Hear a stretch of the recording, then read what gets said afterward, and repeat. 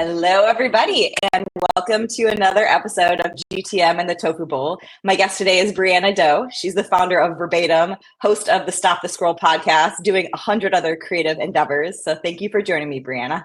Thank you for having me. I'm so excited. One thing, I had a question. I love the name Verbait for an agency. I just think it's so, everything about it's like visceral. I loved it. How did you come up with the name? That is a really good question. It took a while. I had a lot of ideas, but I love words and just the way that content can really shape the way we think and how society operates. And when we think about the word verbatim, it's like, are we thinking outside the box, but are we also being really literal with how we speak and how can people perceive what we're saying? So that's really where it came from. And then I said it once out loud and it just stuck. It's a perfect name. I really like it. Thank you. I also saw it was so fun. I saw you were at Inventables and I was a mechanical engineer. So CNCs, all that stuff is very much my world. Somehow managed to get into marketing. But how was that as a marketer? That must have been kind of an interesting space to be in. It was great. And that's so cool that you started out in mechanical engineering. That's incredible. It was amazing because when I started working at Inventables, I'd been in tech for a bit, like B2B tech, mostly SaaS for a while. And so it was really cool getting back to working in an industry where people are working with their hands more. It just felt, I don't know, there was something about it. Like we connected with customers all the time, and to hear like the passion behind what they do was incredible. I do not have a background in CNC or anything like that, and I love a challenge. So it was just a good time. And I remember when I first started there, in the first 30 days, they sent us one of the X-Carve machines, like the CNC machines, and we had to build it from scratch and like build stuff or create things for the team. And so it was really, really awesome. I like that job a lot. That would be my husband's dream. We have 2 3D printers in our house. He's very into the whole maker space. So we have a lot of toys and he keeps wanting to get one of those Glowforge laser cutters that's like thousands of dollars. Those are incredible. I don't blame him. At some point, maybe. We'll see. Yeah. One other thing, too, you clearly got into the influencer space super early. What was kind of the aha moment, or when did you start seeing that it was evolving on the B2B side, or were you also doing it on the consumer side too first? I started out in D2C. So I was doing it in like D2C e-commerce, mainly in health and wellness. I've been doing that for about 12, 13 years at this point. With B2B, I transitioned into that maybe like 5 or 6 years ago, and it was still very new. Like I think at that point it was less influencer marketing and more just thought leadership. And even now, I mean, we're all seeing there isn't like a lot of brands doing it, but the ones that are doing it are really starting to experiment. But it's been fun. It's been cool seeing how it evolves in B2B, how more brands are starting to embrace it, and just learn, because there really isn't a lot of standardization or information for B2B influencer marketing right now. So I think it's an exciting time. It is, and it still feels very new, but what I can't remember if this was either Devin Reed or Anish, and they were saying something that really resonated with me of we as B2B companies need to build trust with our audience, and we don't have an own space to do that. And so being able to, that's why we pay for events, that's why we do content syndication and event sponsorships. And this is another way where people buy from people. And so if you can build trust with other people who also have adjacent audiences or slightly overlapping, it just makes logical sense. Exactly. And I think for a long time, that's why B2B brands didn't think influencer marketing would work for them, because you think about it in like the B2C space and it's just very straightforward, right? Like this influencer is going to promote this product. Consumers either going to buy it or not. Like there's not much to consider really, as opposed to like the sales cycles and deal cycles in B2B. There is more trust involved and there are a lot more decision makers and a lot more red tape typically. And so to your point and to their point, it's a lot more about building trust long-term and partnering with the right thought leaders and the right influencers. I think there's a bit more, for lack of a better term, there's a bit more room to get it wrong in B2C. With B2B, you can do a lot of damage if you don't partner with the right people. And I also think it's the long-term play, meaning there's no such thing as single attribution or single touch attribution in B2B. It's the long game. You're building a relationship and you're building trust and awareness and education over time. And so I do feel like you also have to have a longer term strategy when it comes to influencer as well. What have you seen people do either right or wrong when it comes to that?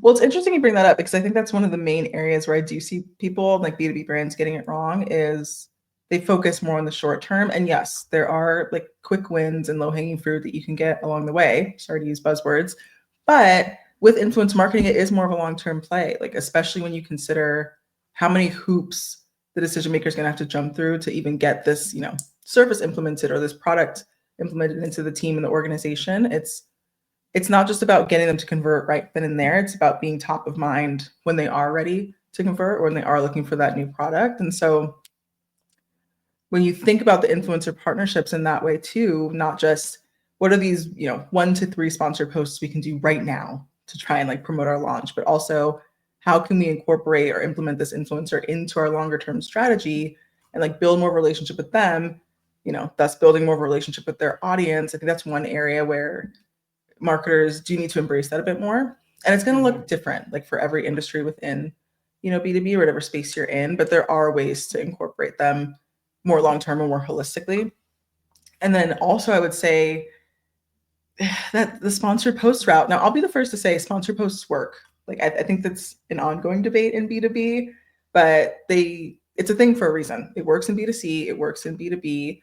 But if you are going to go the sponsored post route, making sure that you arm the influencers with enough knowledge about the product, make sure they're fully onboarded, make sure they, understand your brand and your messaging to actually get the point across, and then give them the space, basically back off and say, okay, now make it your own. Like we know it will connect with your audience. So one thing that I've been trying to wrap my brain around is if you think about the history, and I might be getting this wrong, but kind of the nascency of the consumer side of influencers, it was celebrities that we saw on TV and in the movies. And it was like, what products are they using? What things are they doing? And then slowly that turned into more of the micro influencers. But when you think about B2B, when I tried to translate that in my head, the natural thing is, oh, your customers should be the ones sharing because they're the users, just like the celebrities might be wearing these shoes or having this purse or whatever. But then it gets into really murky territory of paying people who are already customers to do something on your behalf. So I'm curious if you have thoughts on that or kind of how you're seeing that play out. that's a great point. There is a lot of value, like generally speaking, in kind of activating your customers. Like, I mean, if they're your customers, chances are they already really love the product and they see the benefits. But to your point, it becomes a bit of a slippery slope. Like, can I pay a customer for this? Where's the line? But then also, like, do they have an audience? Like, there's only so much attribution that you can really apply in those cases when it comes to partnering with customers. And with content creators and influencers, they have the audience, they know it will resonate with their audience and their followers, right? And then there's also just more that you can do in terms of partnering with them long term. I think it just depends on the type of customers that you have and if they're even interested in being like the face of a campaign. I think that's one of the benefits of working with creators is it can become more of that working relationship, and you can focus more on keeping your customers happy. And it kind of aligns everyone's incentives, meaning people who are trying to build their audience as a creator, that is what they want to do. They want to go and continue to create content that's going to resonate and build a larger following, but also just deeper relationships with the audience. So it aligns incentives quite nicely. That's a good point too. And like as a customer, if I think about any of the products I use in my tech stack right now, I love a lot of them. If I were just the customer, I didn't also create content, I don't necessarily know if I would be willing to give up some of my time to just promote the product, like to hop on a webinar with this team or to like, I don't know, just do word of mouth referrals all the time. I think it's just to your point, what's the objective? What do I get out of this? What's the incentive? And then just, do I have the bandwidth as a customer? So it also just seems like you're such a natural content creator. I think you were a photographer, you have a podcast, a newsletter. What's your favorite type of content to create? Ooh, anything where I can write. Like I just love to write. I went to college to become a screenwriter, and I think that's just translated and kind of been woven into every aspect of my career. And I'm just a sucker for the written word. Like I love video, I love photography. Photography is definitely my second favorite, but anything where I can write.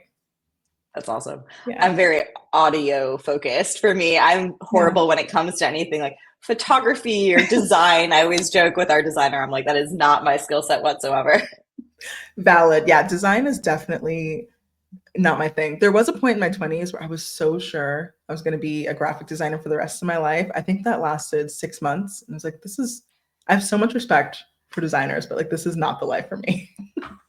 So, well, you were also mentioning before building up audiences and kind of creating that trust with them. I have never seen you have 250,000 followers on LinkedIn. I have never seen anybody with that level of following. How did you do it? Was it a slow roll? Was it something that popped really quickly? How'd you do it? It popped very quickly. So I was not expecting it. I started creating content on LinkedIn 3 years ago. So in March 2022. And I genuinely thought I would have like 10 followers. One would be my mom. Like it was just going to be like this professional journal online. Um, when I first started, I thought I was going to talk about marketing all the time. I think I did one post about demand generation and I was like, I think that's enough. Like I'm ready to talk about something else. And then I just started like dissecting my career journey and it was just resonating. Like posts just kept going viral. People kept connecting and messaging me like, hey, this really resonated with me. I love that you shared this. Like I love how honest you're being. And it's interesting because I think it was cathartic for me and it still is in a sense, like processing all of these different experiences and also being able to help other people kind of process their own experiences and apply what I did well and what I didn't do well to their own careers. But it just kind of took on a life of its own, like really quickly, which is crazy. That's amazing. Did you Yeah. find that it was the more personal stuff that was less related directly to work that was what was resonating with people? No, actually, mostly work. I don't talk a lot about my personal life. I do a little bit more now.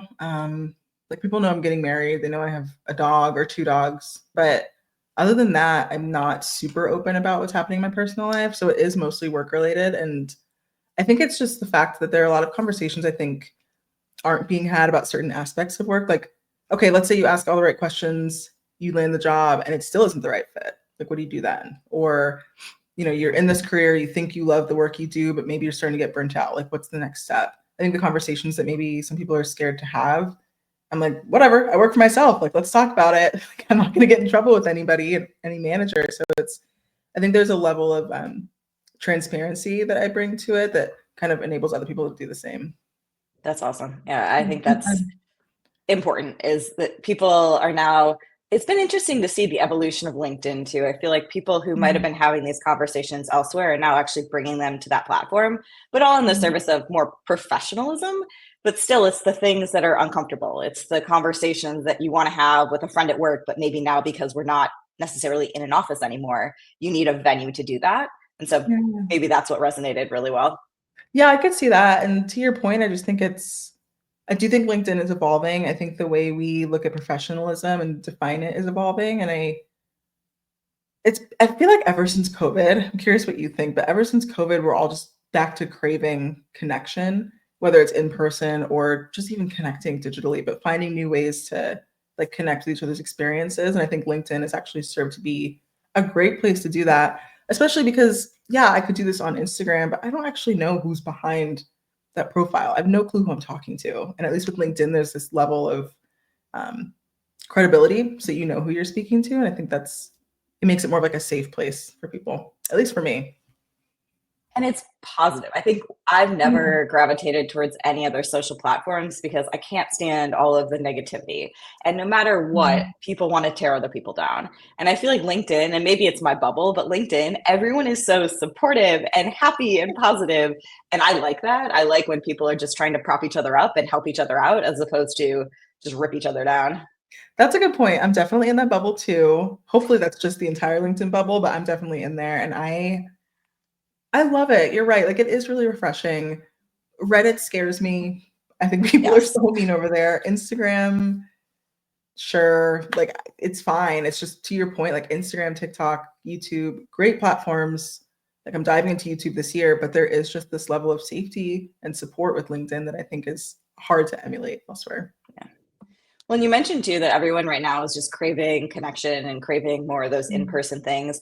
When it comes to either your work with your clients or just you being in the marketing sphere, how are you seeing that change marketers' behavior? How are they shifting budgets, channels, strategies? I'm sure you're getting to see that from a lot of different perspectives. Yeah, I'm curious if you're seeing this too, but I'm seeing a lot more events again, and not like huge conferences, but more intimate, like dinners or mixers, pop-up events, um, or networking events that are attached to a larger conference, but it's put on, by a smaller company or by a team of marketers. And I think that's really cool. I enjoy conferences, but I also think it's a lot harder to obviously connect with everybody there as opposed to a dinner with 40 people that are all within your field or within your industry. So I'm seeing a lot of those, which I think is really cool. And then even the conferences, even like the events that are popping up, like the larger ones, they still seem more intimate. Like I'm going to a retreat in a couple of weeks. It's at a wellness resort. It's all executives, no panels, all round tables. So I think the way marketers are starting to approach events, regardless of the size, is really interesting. It's like they're more curated or tailored for connection rather than it's like quality over quantity, basically. Out of college, the first startup I was a part of, I was one of the first employees, and that's kind of how I figured out go to market and that I liked Yeah. that space. And one of the strategies we had that worked so well, we partnered with a company, I'm not sure if they're still around, but we would go city to city and we sold to CIOs, so very executive, large enterprises. We'd pick a city like Phoenix or Denver or Austin, and we would host a dinner at one of the executives' houses. And they would get to invite up to 12 of their peers and significant others. And we brought in a chef, we brought in a cleaning crew. And it was just one of these dinners where it was really, to your point, all about the connection, all about building relationships. And at the end, we didn't pitch. It was not meant to be a sales dinner whatsoever, but everyone took our calls afterwards because they had a great time. We had their first impression of us was very positive and very much around, we're not trying to shove anything down their throat. And I think because of that, it just worked super well. So I'm trying to recreate that now because I think, to your point, that's exactly the type of event people want. That is an incredible idea. If you do get these started again, please do one in Phoenix. I'll be there in a heartbeat. That is such a cool idea. And to your point, yeah, like I can see how everybody took the calls. You're associating their experience with you is just so positive and so curated. Like I could even not even going to one of those events, I can already tell they probably felt just like really seen and supported and not sold to. And I think Yeah. that's a piece that's really crucial too. It's obviously you have a product to sell or service that you're trying to promote, whatever, but we also don't have to beat people over the head with it. Like as marketers, we get it. Um, it's okay to focus more on the experience and just, tack your name onto it. And I think that's genius. And once you learn a little bit more about their life and you connect on a human Yeah. level, it's so much easier then to make an ask in the future. And so I feel Yeah. like what everyone is doing now, and honestly, a lot of these AI tools are making it even worse. Everyone is just making the ask as the very first thing you see from them, which is not about putting the user at the center. Like that is not a great experience for a human. So I think we need to rethink how we do that a little bit. Yeah, don't get me started on the AI. It is getting a little out of control. I think there are a lot of good use cases for it, but to your point, like I think as more AI tools start to pop up, it's going to be more and more important for us to keep our humanity, especially in like marketing and GTM and the brands that do focus on that and that do prioritize like those human connections and experiences are the ones that are going to stand out. I have a question for you, actually. So, Yeah. one of the things I've been noodling on right now is we work with large marketing teams where there's a mix of folks who are on demand gen and digital marketing, lifecycle marketing, content marketing. And we definitely find that people who are on the content side or copywriting side feel very threatened by AI tools. And one Yeah. of the things, the ones who've embraced it and the ones who have said, hey, I know for my career, I need to get good at these and not try to fight it, they have elevated themselves to more of a content strategist. And I was thinking about this last week and I was like, I want to build a community for people who are focused on content to really help them elevate themselves to this role of more of a content strategist. And I love your thoughts on that and kind of how you would do that well, because I know it's something where people are feeling threatened right now. That is okay. First of all, that's an incredible idea. And I've noticed that too. I think I have many thoughts. On one hand, All for so it. the thing with AI is it's easy, I think, to be afraid of it taking our jobs. I mean, sure, but I don't think it will. I think it will take the jobs of people that don't do their jobs well already. But just like I said about brands standing out by, prioritizing that human connection, the folks and marketers who learn how to incorporate or integrate AI into their processes and use it to elevate their work or to make their work stand out, they're going to be fine. Like that's just job security in a nutshell. The problem is understanding how to do that. And I think it's a two-parter. Like one, there's so many AI tools and platforms popping up. Which ones do you prioritize? How do you know which ones to start learning, which ones you can skip? like how to incorporate them into your day-to-day. And the other side of it is like, what's the line, like in terms of using it with your content, things like that. I think those two questions, the answer is just going to continue to evolve as this grows more and this industry grows. And so with a community like that, I think it could be just a really nice space for people to start broaching those questions together, like sharing what's working, sharing what's not working. Hey, I've found a lot of success with this tool, not as much with this one. Any tips, so on and so forth. And I think the nice thing about that too is my hypothesis is that it will start to remove some of that fear or reduce that fear of it taking your job, right? Because you're just learning how to use it well. And that's going to make you stand out, because most people are not. They're just like using it to churn out blog posts or, white papers. And it's so obvious when it's just AI generated. But how can we use AI to just make our work better, I think is the real question.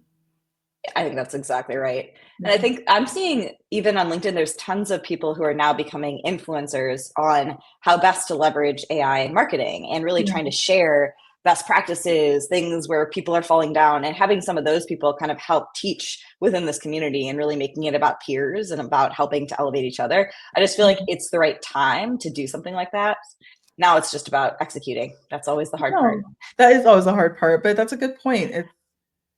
What I hear from a lot of the marketers that I speak to about this kind of thing is that they're kind of stressed. Like we're all stressed, not just about, having our jobs stolen by AI, but more importantly, like what do we do with all of these tools? Everything is AI. Like, how do I know which ones to learn and which ones I don't need to learn? Like, I feel like I just started understanding ChatGPT. I don't know about you. And now I'm hearing about Claude all the time. I'm like, well, what do I work on next? And so I think having that community, that safe space where we can tackle it together, would be great. The crazy part too is it changes week over week. Every week there's new stuff. We can't even, being at the center of it, we can't even keep up. And so I can't even imagine for people who are just so focused on their day to day, getting bombarded with all this stuff. It just must be incredibly overwhelming. It is. And I think the cool part about it though is I always admire the companies that are at the forefront of AI who are still prioritizing like making it easy for marketers or any field really to integrate and incorporate into their lives and careers.